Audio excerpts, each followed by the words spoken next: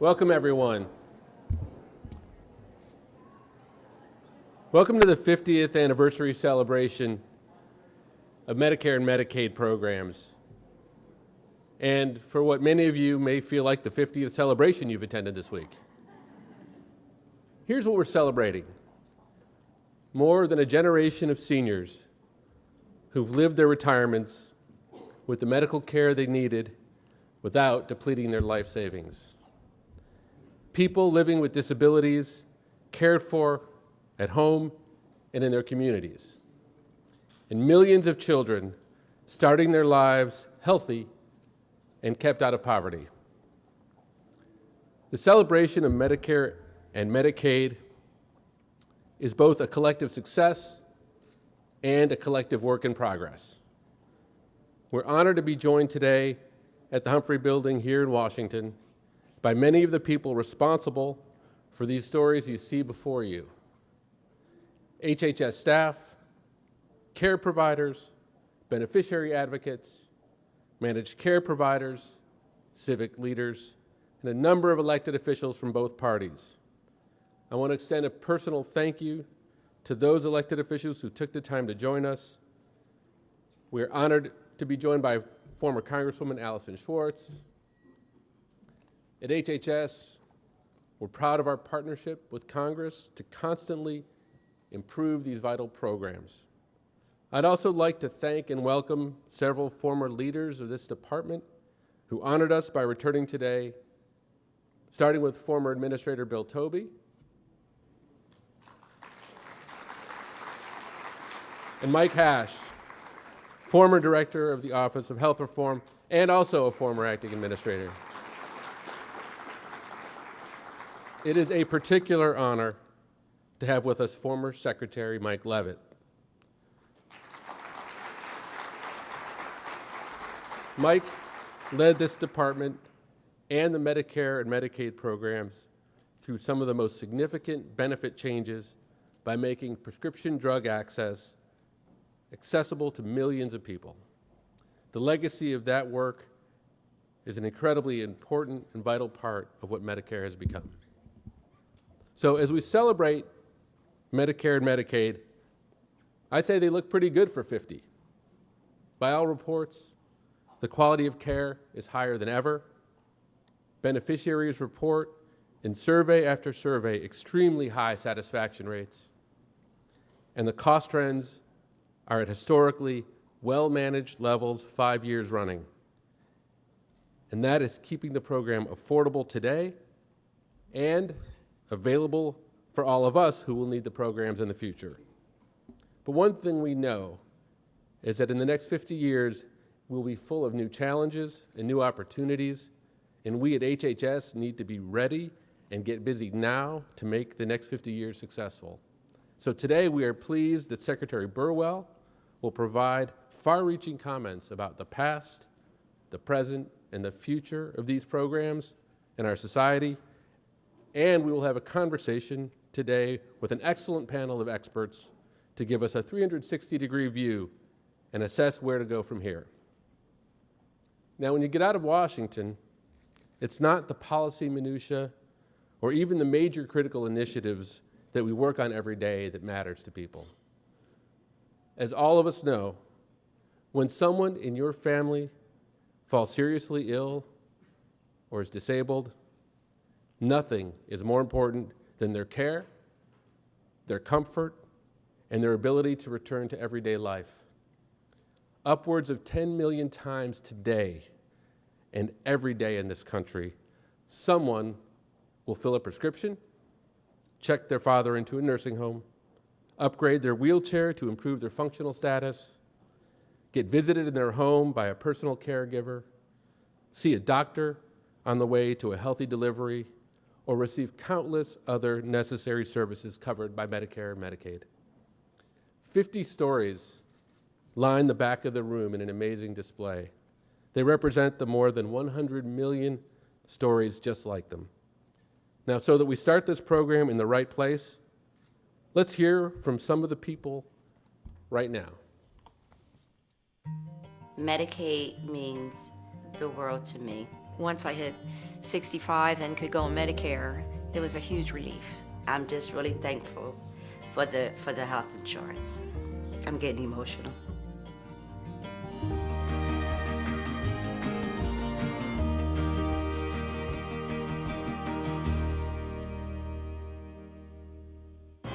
President and Mrs. Johnson and Vice President Humphrey arrive for ceremonies that will make the Medicare bill a part of Social Security coverage. I remember in 1965 when the bill was signed for Medicare. July 30th, 1965. My first year in Congress, we were able to pass both Medicare and Medicaid. Since LBJ signed that law 50 years ago, we've been able to work on and improve and make sure that all of those folks have care. Since I was 14, I've been working and drawing a paycheck and contributing. I was self-employed. I had to pay for any insurance. It was very, very expensive. And now I've been on Medicare for 6 years, and it just adds a lot of peace of mind. When my mom got covered, I felt like it would take a big burden off of her financially. 12 weeks ago, I ruptured a tendon in my foot and found out that I needed surgery. Medicare has given me the opportunity to get everything I need to make a full recovery. I am extremely excited about her getting healthy again without having to take on additional financial burdens. There are actually very few programs that have changed the nation this much and changed the lives of so many as Medicare and Medicaid. I'm a working mom. I'm a home health aide, and I go to seniors' homes that's either sick and bound, can't get around. If they need to get washed, I help them get washed. I help prepare their meals, make sure they take their meds. And my job, it was no way for me to afford the health care. Like if I gotten sick, then it would be $40 to go to the doctor. So either I had to not pay a bill, which was either my mortgage or utility bill, or I had to kind of diagnose myself. I heard from a navigator that Medicaid had expanded. We did the application online. I found out that I was covered. That was a great day. When I first got my insurance card, I went to the doctors and I was only going to go get a physical. So to come to find out that I have big fibroid tumors, that I have to get a hysterectomy for, and I also have precancerous cells. Since I have coverage, I can get it taken care of and be healthy. Medicaid and Medicare are programs that provide incredible health security, but they also provide very important financial security. There's no question that for the last 50 years, Medicare and Medicaid have been keeping us healthy. Happy birthday, Medicare and Medicaid!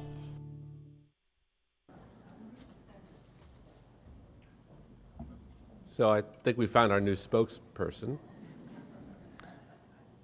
Our next speaker has actually a phrase for the people we just saw. They are our bosses. Serving with Secretary Burwell is to be constantly reminded of why we are here and why we need to get the job done right, particularly when it comes to moving Medicare and Medicaid into the future and ensuring that these programs help improve the way care is delivered to all Americans. Please welcome Secretary Sylvia Burwell.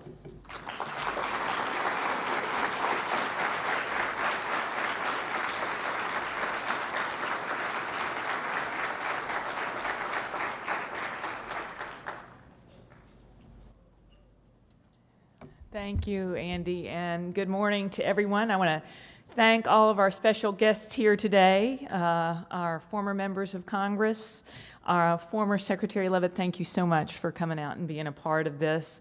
Our other HHS former leadership and current leadership that are all seated here today. Also thanking our panelists, Sister Carol, Stephen, Diane, Nancy, and Jason, who I think will be joining us too. We have a fantastic group that you'll be hearing a little bit more about, and they're representing consumers, providers, and all of those who make the system strong.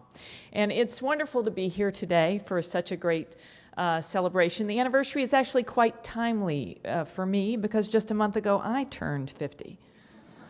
And actually, Medicare, Medicaid, and I have a number of things in common. We both just joined social media. Hate to admit that. We both look out for our parents, and we have a common goal, serving the American people. And after 50 years, it is hard to imagine a world that is without Medicare and Medicaid. It was a place where, with very few exceptions, seniors had to rely on strained savings or their family's goodwill to get by. Those who had neither were either left in poverty or insecurity. And it was a world where families and even children were at the mercy of charitable care and chance when it came to their health. And it was a world where those with disabilities struggled to get by. The establishment of Medicare and Medicaid didn't just put an end to this injustice, it transformed our nation's health care. No other program has changed so many lives of our families, our friends, our neighbors, and no other program has given so many so much hope. In 1965, more than half of the nation's seniors were uninsured. The need was so great that there was actually a fear that with the bill's passage, there would be a rush on hospitals for care that had been put off. Hospitals were fine, but enrollees did flood offices across the country to sign up. In the first week alone, more than 1 million seniors enrolled in Medicare. Today, more than 1 in 3 Americans have health coverage through Medicare and Medicaid. Together, these programs have dramatically increased the number of our fellow citizens who can access quality care. About 55 million seniors and people with disabilities depend on Medicare to get the preventative services that protect them from getting sick. It helps them stay mobile and independent. It gets them the treatments they need when they need them. And more than 70 million Americans have that same sense of security thanks to Medicaid. Because of this unique partnership between the federal government and states, millions of children, pregnant women, people with disabilities, and hard-working low-income folks, many of whom actually work full-time, can get the care they need. Medicaid has been a driving force behind our nation's success in cutting the rate of uninsured children in half since the 1990s. And with the Affordable Care Act's expansion efforts, we are making big progress for adults as well. And with our aging population, Americans will rely on those programs even more in the coming years. Every day, 10,000 Americans turn 65 and enroll in Medicare. And with many states expanding Medicaid under the Affordable Care Act, 12.3 more Americans have gained coverage under Medicaid and CHIP since October of 2013. Of course, we want all states to extend this important coverage, and if every state expanded, we'd have 4 million more Americans who could have that access to quality, affordable care. We want to work with states to find approaches that work for them. With benefits and protections from the ACA, coverage has improved for beneficiaries of these programs and all Americans who were already covered.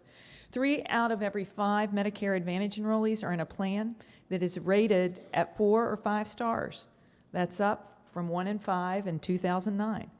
And Medicaid is helping many take control of their health, giving them access to preventative services and helping them manage chronic conditions in ways that before they never could have afforded. This quality care can have an impact that goes beyond health. A recent study from the National Bureau of Economic Research showed that children with Medicaid coverage earn more as adults and contribute back to our economy. For 50 years, Medicare and Medicaid have shown how effective policy can dramatically improve the lives of millions of Americans. But they've served another vital role in our healthcare system. They are a catalyst for change.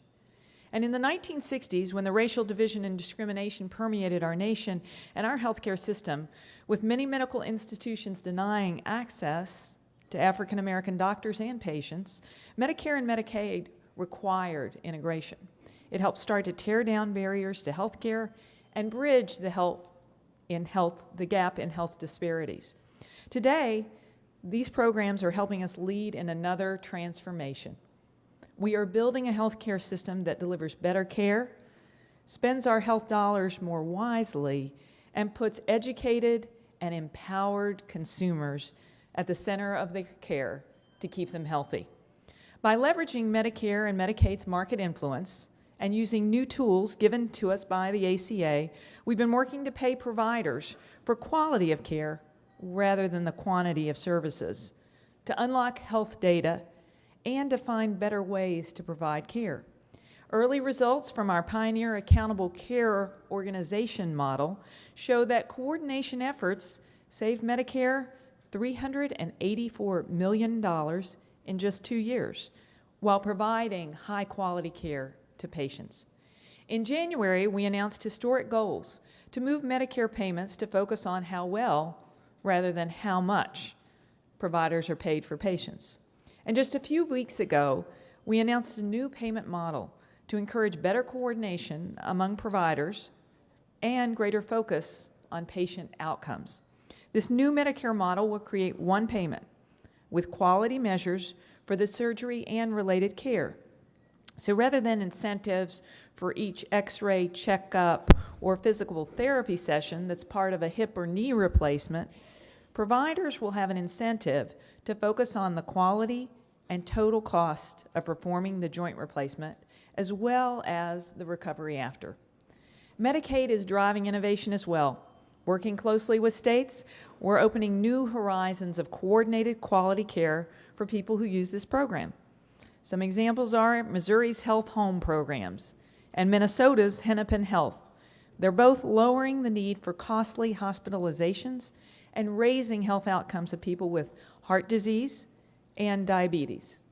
Medicaid is pushing our health system forward, and new and innovative models and new ideas are being worked with every state. For a half a century, these programs have been at the center of the nation's healthcare. Today, they're also at the forefront. Here at HHS, our team works hard to support these programs, and I'm proud of the contributions they make every day to keep Medicare and Medicaid strong.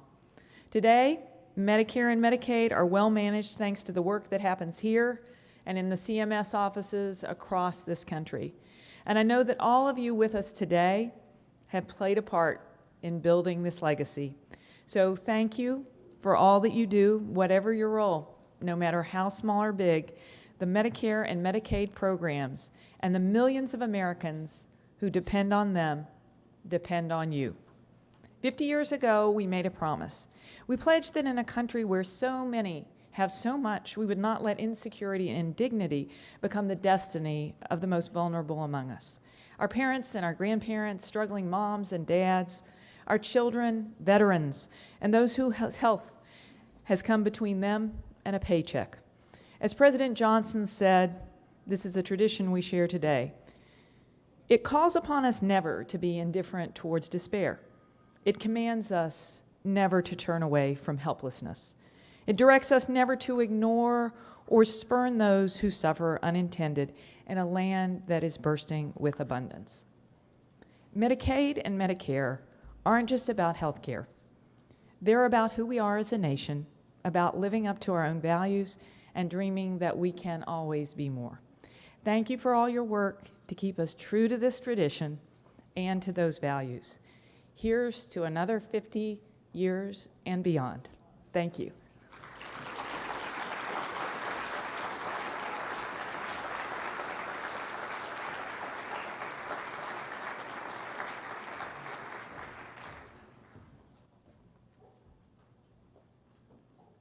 Thank you, Secretary Burwell. Before we introduce our panel, I'd be remiss if I didn't recognize the work of the agency that every day has carried out the charge of serving Medicaid and Medicare beneficiaries. The staff at what was originally the Social Security Administration, then HCFA, and what is now CMS. Around the country, when CMS staff were asked how they would choose to celebrate this anniversary today, they universally chose to engage in the communities where our beneficiaries live and mark how the lives of each of these communities has been forever changed. Let me give you a sense of the array of local events occurring across the country this week.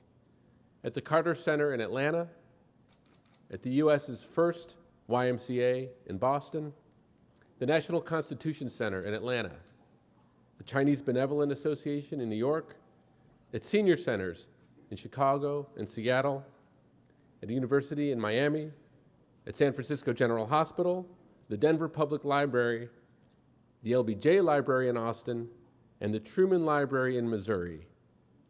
Our staffs are gathering this week with beneficiaries, policymakers, experts, advocates, community leaders, and care providers in local events, all to focus on how to make their communities better and stronger and better cared for.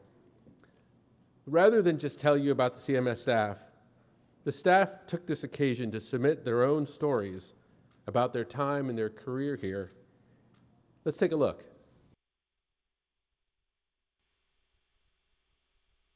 Can I come down a scotch with this? Is that good? Right there? Am I looking at you or the camera? Okay. Oh. Yeah, okay.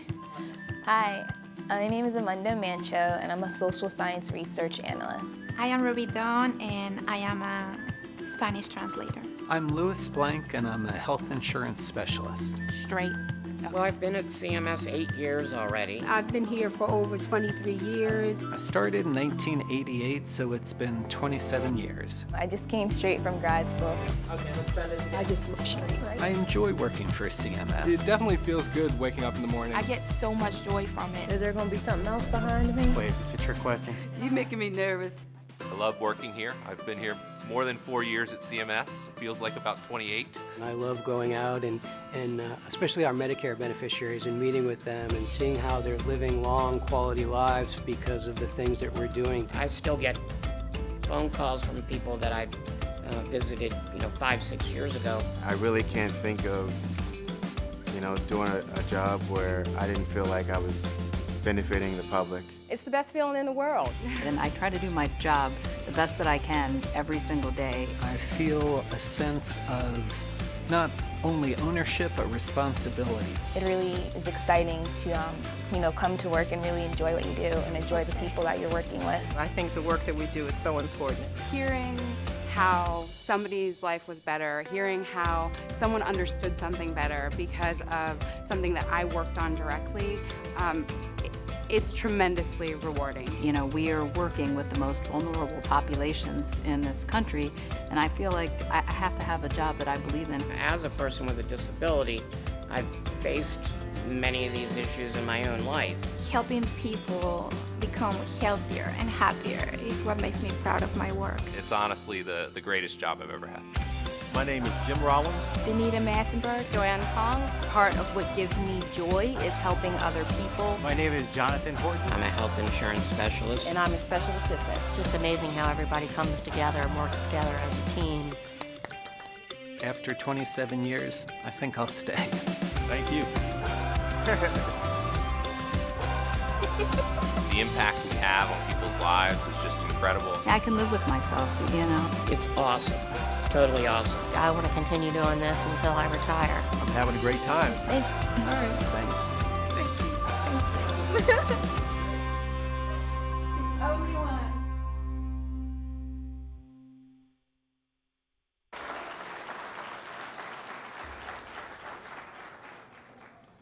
Well, I hope you got a little chance to see what I get the privilege of seeing every day. The incredible spirit, commitment, and passion of the extraordinary people who serve the Medicare and Medicaid beneficiaries in these programs every day. Now, we have a number of staff members who've served beneficiaries for 20, 30, and there's almost 60 CMSers who have served for over 40 years. Now, on our 50th anniversary, I'm honored to recognize that we have 6 employees who've been at CMS or a predecessor for 50 years or more. Our longest serving staff member, however, has served for 57 years and is still going strong. And while you can't have a favorite employee, I'm told, today I do. Pat Pierazio, who is here with us today. In Pat's 57 years of service, she has personally handled over 25,000 beneficiary cases.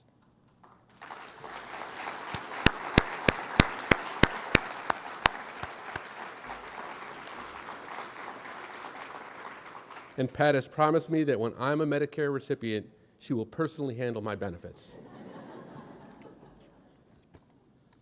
Not that anybody can follow Pat, but I now want to call our panel to the stage. You all have seen their bios and likely know who they are, so I'll only say this about them as they come up.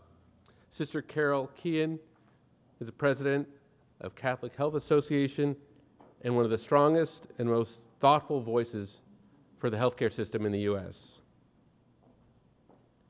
Diane Rowland from the Kaiser Family Foundation directs the Commission on Medicaid and the Uninsured and serves as the chair of MACPAC.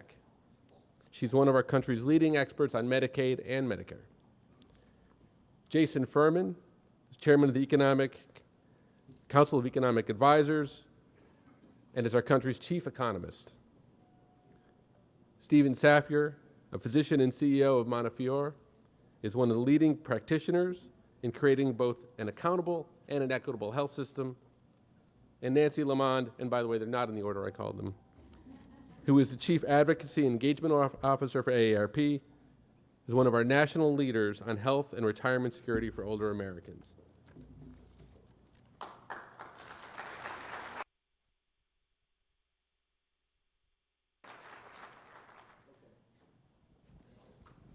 Think this works? All right.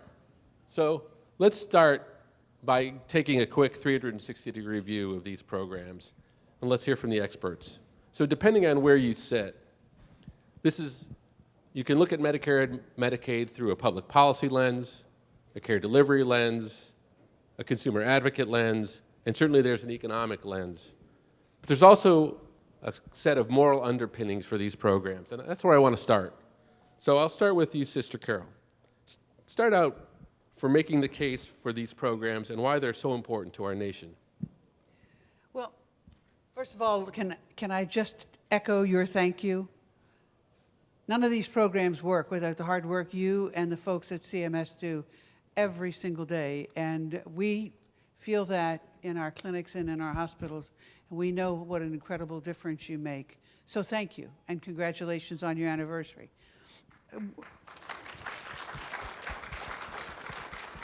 We had about 17 million people when we passed this bill over 65, and we expect within the next couple years to have well over 50 million. At that time, of those 16 or 17 million, 28% of them lived in poverty. Today, 9.5% of them live in poverty. What is the biggest thing that causes bankruptcies in this country? Medical expenses. The cost of health care in 65 versus the cost of health care in 2015 can't even be exaggerated. And so we would have incredible poverty and we would have incredible health deficits. So you've not only taken a program passed at a time when healthcare was much simpler, much less expensive, but you've taken this program as the number of seniors grew and grew. You've helped this program to grow with them. We've had a program that has taken these real needs of seniors, given them the best health care as we made advance after advance, the quality of their lives. People 70 years old in 1965 did not do any of the things or have any of the quality of life we have today. They weren't skiing, they weren't traveling all over the world. You have done that, And we as a nation have done that, and it represents some of the best values in our country. So thank you. Thank you. Diane, help us with the perspective of the American public. Kaiser Family Foundation does significant research to track how the American public feels about these programs. What do people want, and how should that be influencing our thinking? You know, it's always been clear that the public is very fond of the Medicare program, embraces it, and especially the beneficiaries, but even others. And 3/4 of the American public have just in our recent poll said that Medicare is a very important program. But many don't think that Medicaid comes along at the same level. But the real surprise is that Medicaid has become a real fabric part of our healthcare system, and people know it, and over 2/3 of the American public rank Medicaid as a very important program.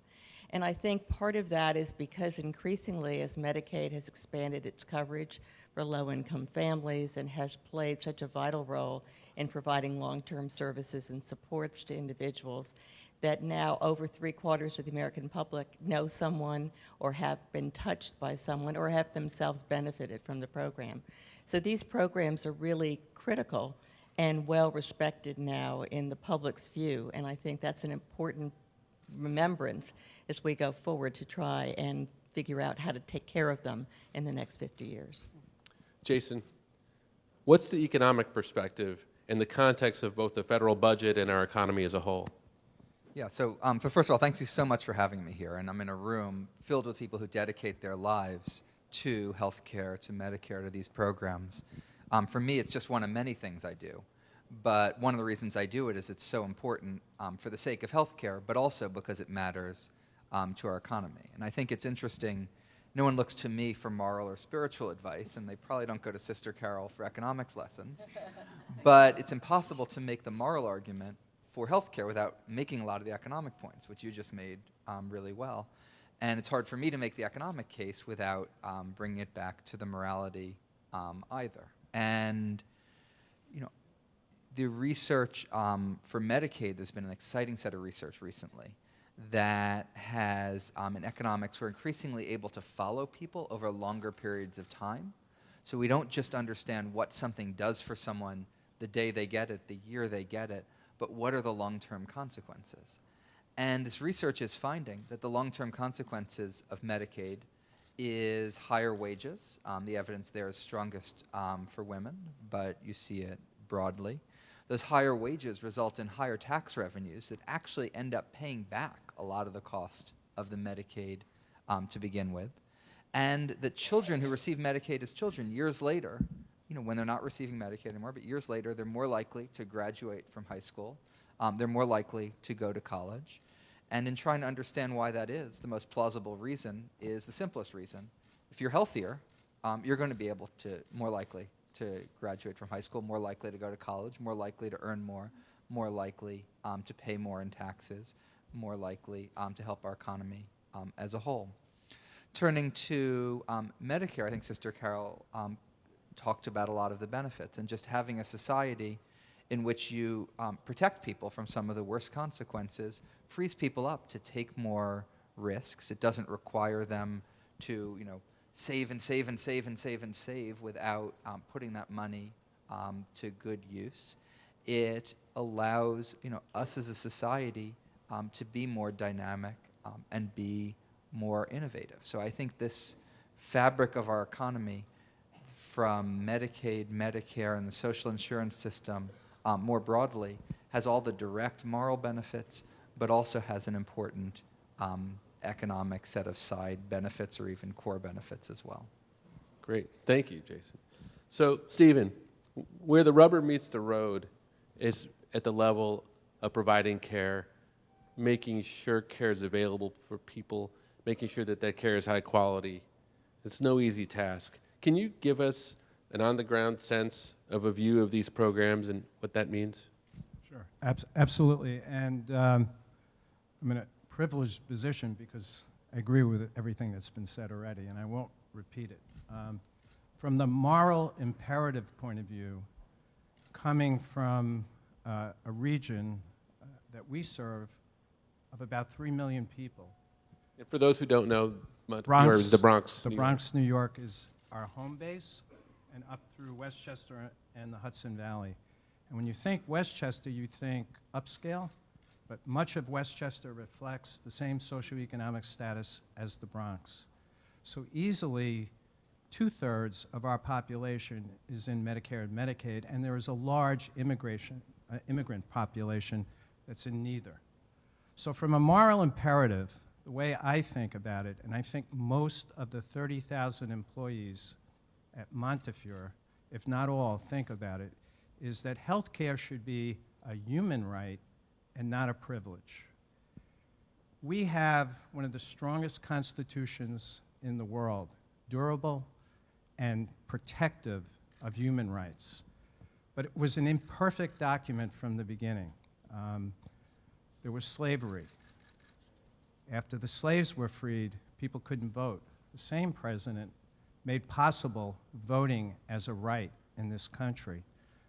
The women's right to vote in this country didn't happen until the past century. So there were things that were missing. And the way I think about Medicare and Medicaid is that it begins to create a new foundation for that human right, which is health care. And in taking care of the population we take care of, it's an essential ingredient. And as we begin to move into the future, I think we can improve upon it and make it even stronger. Thanks, Stephen. So finally, to wrap up the 360 view, I want to talk about the consumer, and I want to specifically understand how these programs feel and what they mean to three different groups of people: seniors, people with disabilities, and low-income families. So I want to start with you, Nancy. What do these programs mean for seniors? Well, thank you for having me here today. Appreciate it a lot, especially being with the CMS staff. I started my career not quite 50 years ago in the Medicaid program across the street at what was then CRS, I think. So it's very nice to be in company of former colleagues. It's hard to understate, and I think both the secretary and the video did probably a better job than I can, how important this program is to the seniors in America. It is quite literally a healthcare and economic lifeline. Hard to imagine that when Medicare passed, only 1 out of every 4 people had health insurance. And if you got sick, it literally could be financial devastation. This is important to AARP because our founder, Dr. Ethel Percy Andrus, started the organization after visiting a former colleague who was living in a chicken coop because she couldn't afford to pay for health care and housing. And that was the beginning of the National Retired Teachers Association, which became AARP. And of course, today we have 44.9 million people, seniors, who are enjoying Medicare.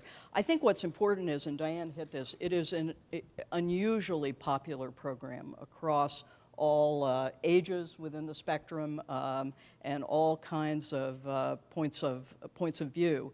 And part of that, I think, is that people contribute to Medicare.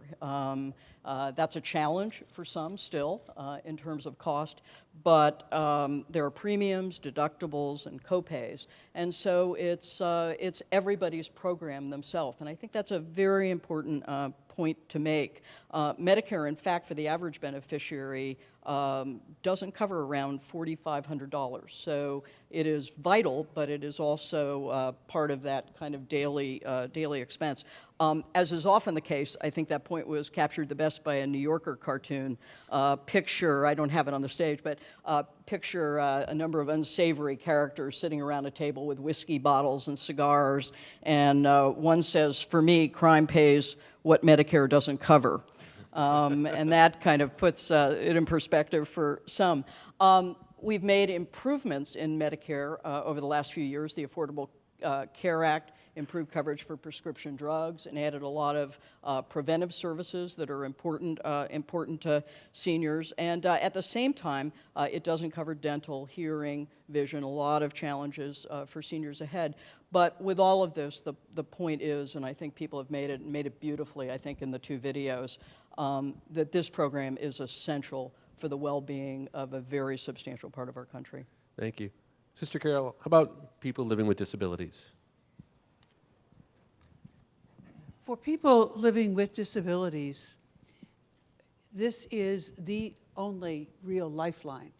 And you know, these are people who, and you saw that with the CMS employee with significant disability, but at work every day. And a lot of these folks are at work every day. They work as hard as they possibly can. They push themselves harder than we do, but their needs are so incredible that a basic insurance program won't cover it. And as they age, their needs get even more significant.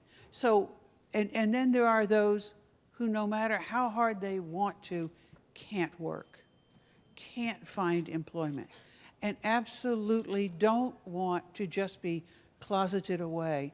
And for them, these are programs that allow them to live with dignity, to have help in their home, to get some transportation to doctors, to be able to get prescriptions filled and things done for them. And so these programs reflect the best of our national character about how we feel about the most vulnerable, and any one of us or any one of those we love could be the next seriously disabled person. And it says a lot about the moral fiber of the American character that we want these programs to be there for them. And they do make their lives so much more full, healthy, and dignified. Thank you. So quickly, Diane, talk a little bit about the impact of these programs on low-income adults and children. Well, clearly today, 1 in 3 American children depend on the Medicaid program or its companionship for their health insurance coverage. As Jason noted, giving children the ability to get early care, to have a healthy start in life is reflected through lifetime earnings, through the ability to contribute to society. We talked to families and asked them if they were eligible for Medicaid or if their children were, would they enroll? And 80% have said, yes, we'd take the option. So while the program often has a negative opinion in many of the policymakers' views, it is a fundamentally important and critical program to the population that it serves. People need those services. They get the kind of early, as you saw in the video, early screening that enables them to get treatment and not to end up uninsured and sick and in our hospitals where their life is shortened by the fact that they didn't get care. So it's been just an incredible contribution to families. When I worked here at the very beginning of HCFA, barely any children and almost no adults were covered by the Medicaid program because it was so tied to the welfare system. And it has been our great contribution, especially now with the Affordable Care Act, to break that tie and to say, if you are low income and needy and need health insurance coverage, Medicaid will be there for you. And I hope in all states it'll soon be there for you, but it's not quite there yet. Well, I think in the last 10 minutes, you all captured probably the best end-to-end 360 view of these programs and what they mean. And with that grounding, I want to go a couple more rounds and maybe a little bit rapid fire to help the audience now focus on the future and understand the most important things for the programs in the next 50 years. So I'm looking for challenges, I'm looking for opportunities. So Nancy, beginning with you, the face of the consumer is changing very rapidly. Much more diverse, many more languages, more chronic conditions, older, but also more demanding. 10 million times a day, people are accessing the system. We get 750,000 page views on the Medicare.gov website, as an example, 70,000 calls to 1-800-Medicare, stars, data, information. How best to meet the consumer challenge ahead? Well, I think you've described it, and it's only going to grow. I think the important steps you all have taken for transparency and information, the obligation then on the consumer is to be able to understand it and navigate through the system. And I think that is the single biggest challenge in this period of change. There's a dizzying array of acronyms. The healthcare system, the delivery system is changing rapidly. And being able to, on the part of your organization and all of ours, to help people understand how to move through the system is going to be a very, very big challenge. And as you point out, needing to do it in various languages and with different people helping. So Steve, let's talk about quality in our payment systems a little bit. I hear frequently how it's impossible to be able to provide quality care, particularly to difficult to treat populations with lower socioeconomic status. Now, I sit here, and as the Secretary said, I want to reward the institutions and the physicians and the clinical community that provides the highest quality. The Secretary announced a set of delivery system reform goals. How do we do all that without breaking the system? Can the provider community, the delivery system community get there? So absolutely, I believe that the entire system can move away from fee-for-service and towards value-based purchasing. The incentives of fee-for-service, in my mind, create overuse, are not aligned with quality, and are expensive. I recognize that it takes time and you need to gear up to move in that direction. At Montefiore, we've been moving in that direction for over 20 years. And presently, of the 1 million patients that we take care of for all or most of their care, approaching 500,000 are either in full risk transfer and or in a value-based purchasing, including the Pioneer ACO. And repeatedly, we've proven that that is a better way to lower the expense, raise the quality, and increase patient satisfaction, because we can wrap our arms around patients, especially Medicare and Medicaid patients, which have at times difficulty navigating the system, and providing the gaps that exist in the present system. So I think it's totally doable. I applaud CMS, and I applaud New York State in encouraging us all to move in that direction. Great. Sister Carol, as you said, these programs don't live in a constant world. New challenges come at us every day, and I'll throw a few out there. New advances in high-priced medications and technology, multiple chronic conditions, the needs of caregivers who are in sandwich generations. There's a tremendous amount of change. You don't have to react to all of those things, but how should we react, and how do we keep the program vibrant and reactive to continue to meet the needs of all this change? Well, I would say you are the recipients of huge amounts of data. You can use that data incredibly well, and I know that there are many initiatives going on in that arena. You also have been able to singularly get to the lowest administrative cost in serving patients. And that's no small trick, particularly given the population you serve. So capitalize on that, expand it. I would also say you've now learned ways to evaluate. So as new drugs, as new treatments, as new technology comes on, use your history to evaluate whether they would be helpful or not, and also what they're worth, what the price is worth in that. I would also say to you, as somebody who has worked a long, long time with the elderly particularly, remember the kind of patient you're serving.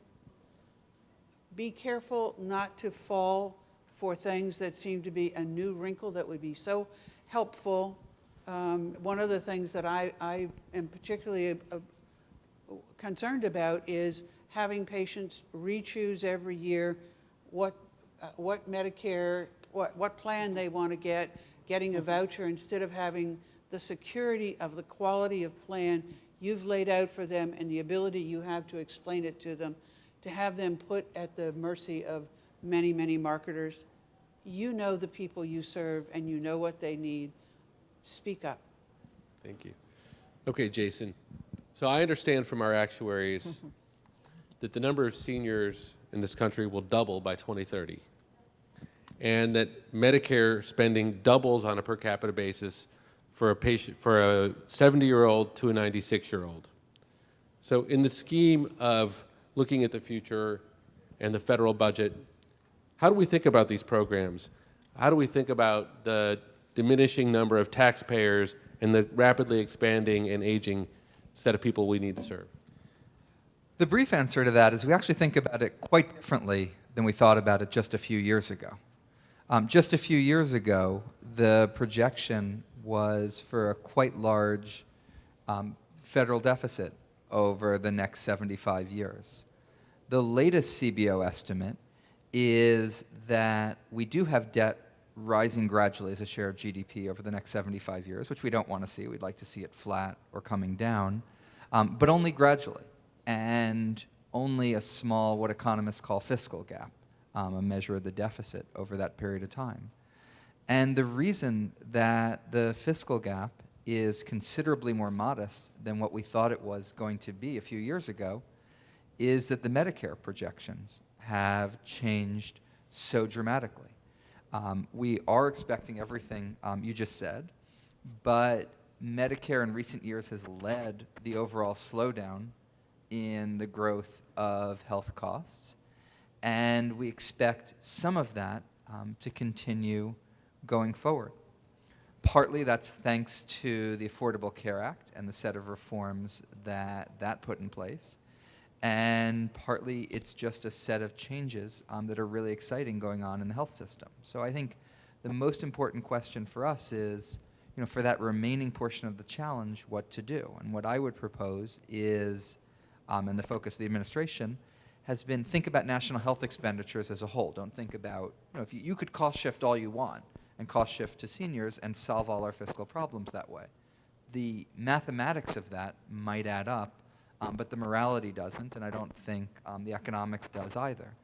When you're lowering overall health spending, you can extend the solvency of Medicare, reduce the deficit, reduce premiums, help seniors, do all of those things at the same time. So that's why ACOs, as you were talking about, the types of things the Innovation Center doing with bundled care, et cetera, all of that is the right way to think about that remaining challenge, but let's not exaggerate that remaining challenge either. So, Diane, Jason makes a case that we are going to need to have a rapidly more productive healthcare system. In other words, we're going to need to be able to take care of more people, treat them better, and there's clearly innovation at the heart of that, whether that's moving people into lower cost care settings, moving to a focus on prevention, or other innovations to make the health system more productive. That's the imperative. How do we do this? How do we advance the system this way? I think that we're beginning to advance the system with all of the efforts, both on the Medicaid side and on the Medicare side, to look at how to more effectively pay for care, but especially more effectively to deliver it to populations to keep them in the community longer, so we don't end up with the high institutional rates, to reduce some of the churning between going in and out of institutions, but especially to make the care oriented toward what the people need and to help coordinate it so that they know where to go and what to get. And we're seeing a real investment in upfront primary care and care coordination. I think we may need to return to some of our old home visitor programs and other ways to really see people in the setting where they are so that we can assess their needs. I think we need to look more broadly beyond health at how nutrition, when you look at the lower income population, it's often a problem created by other factors than the health needs that creates a health need. And we really need to begin to look at all the social determinants of health and how to get to people's ability to live healthier lives in addition to paying for it. But I think the other gap we have to look at is what are we going to do about the need for long-term care as we have the silver population growing, because Medicaid cannot be the sole source of helping people who need help at home and keeping people out of healthcare, out of institutions when they want to remain in the community. And that remains the big unsolved issue of the next 50 years, I think. And I think it has to be solved before 50 years is up. Okay, so we have time for one very rapid final round. I'm going to go this direction, and I'm going to ask you a simple question. Give HHS a piece of advice for how we most successfully launch into the next 50 years. Jason?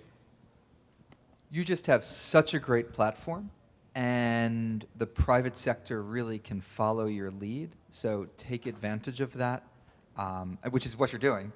But when you do demonstrations, when you do innovation, when you figured things out in the past like DRGs, what you're doing today like ACOs, that can really lead the health system as a whole, and that's a great thing. Take advantage of it. Thank you. Diane?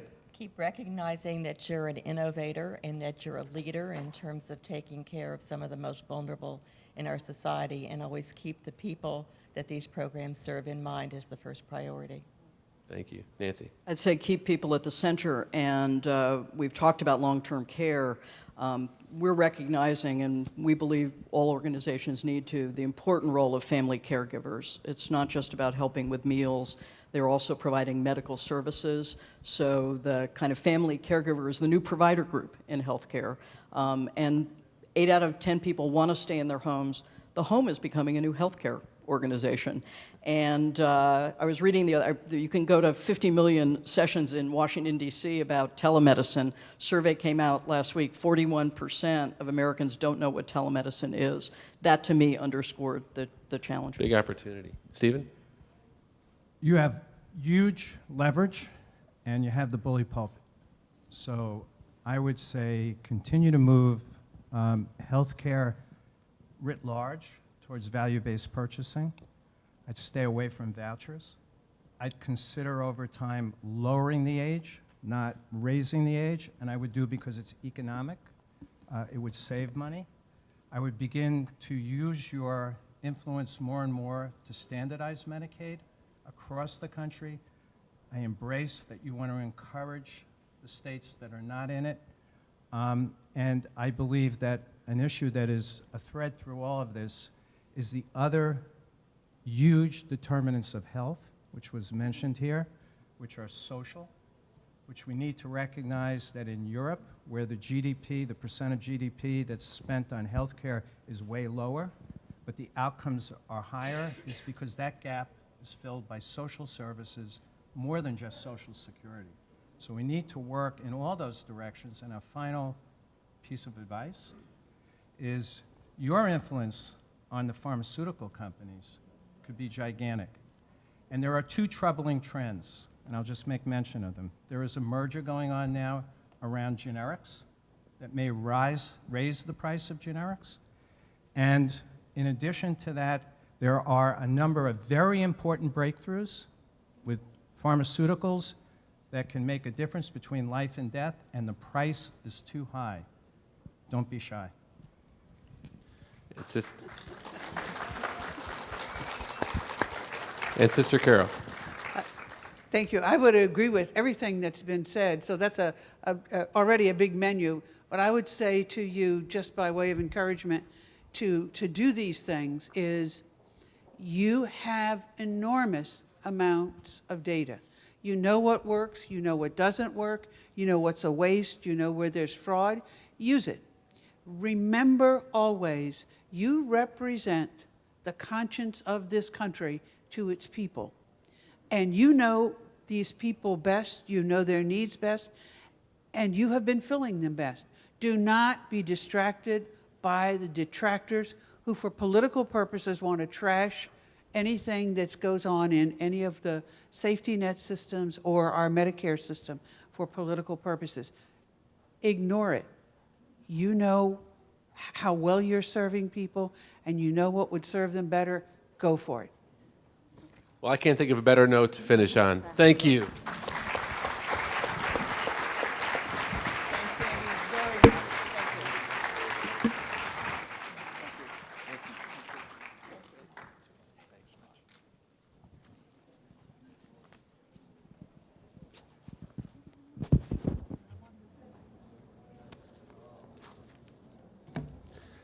Thanks again to that great panel. So as we close, this anniversary celebration is about a lot of things. At its heart, it's best told in the stories that inspired this legislation 50 years ago and inspire us to take on the next set of challenges that Secretary Burwell and our panel clearly laid out. And please, I hope you have time to take a look at some of those stories that are at the back of the room. When I'm on the road, I like to stop in places where our beneficiaries receive care and try to get a personal sense of the quality of the care they receive, as well as the needs and concerns of the people that are serving our beneficiaries. I recently visited a facility in San Francisco called Unlock. If you don't know it, it's part of a very important program called the All-Inclusive Care for the Elderly, or the PACE program. So let me tell you a little bit about it. 90% of the patients are dually eligible. The vast majority speak a language other than English. The typical person cared for is 83, has 19 medical diagnoses, 59% have Alzheimer's or dementia. Now, the staff at Unlock was caring. They interact seamlessly with family caregivers. The kitchen prepares a diverse set of ethnic meals, and vans come in from all over the city, bringing people in from their homes for the day to an array of activities. Places like Unlock really impress me, but I also, when I visit them, feel like I'm glimpsing very much into our future. Already, 1/4 of our beneficiaries are over 80, and the senior population, as we talked about, as Jason mentioned, will double in the next 50 years. In the next 15 years. 15. Should that scare us? Actually, at HHS, this inspires us. We are building the tools now to keep the promise to the next 50 years of beneficiaries. Precision medicine, a significant commitment to prevention initiated with the Affordable Care Act, home and community-based and long-term support services, and access to data and tools for better decision-making, and a more integrated, coordinated approach to care. In meeting patients in the settings where they are most comfortable, their home. I know I speak for my colleagues at HHS when I say what a privilege it is to work with all of you to improve care in our communities every day, and we're very excited for the work ahead. Thank you for joining us today.